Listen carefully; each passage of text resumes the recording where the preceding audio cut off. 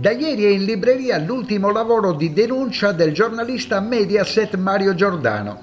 Maledette Iene ci parla della Sardegna del futuro individuata, come denunciamo da mesi nei nostri TG, nell'isola indicata dal governo Draghi già dal 2021 come possibile laboratorio energetico dell'intero paese.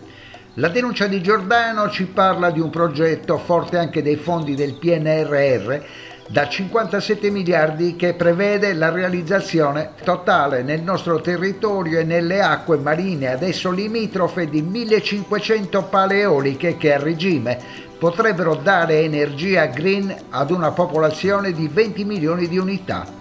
Giordano sottolinea la battaglia delle comunità sarde interessate dagli interventi e dell'opposizione al golpe energetico deciso a Roma dell'esecutivo regionale per voce del presidente Solinas e degli assessori dell'industria e dell'ambiente Anita Pili e Marco Porcu.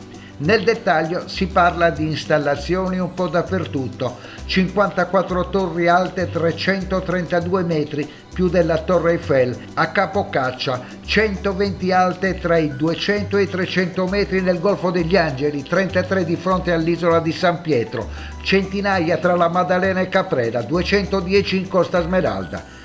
C'è un interessante passaggio nel libro in cui si parla di un argomento delicatissimo. Lo rileggiamo insieme. Nel cuore della Barbagia, nella miniera dismessa di Sosanatos, c'è il punto più silenzioso della Terra, l'unico in cui, secondo gli esperti, si può sentire la voce dell'universo.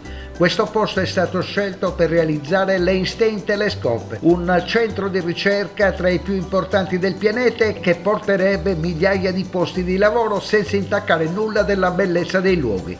Ebbene, per quanto assurdo possa sembrare, il piano licenziato dal governo Draghi prevede di mettere le pale eoliche anche lì, accanto alla miniera dismessa, accanto al luogo dove dovrebbero sorgere il laboratorio. Ma se ci sono le pale eoliche, si domanda l'autore, il silenzio e il progetto Einstein spariscono. Ma quelli non ci sentono, a loro la voce dell'universo non interessa, conoscono solo ed esclusivamente quella del business.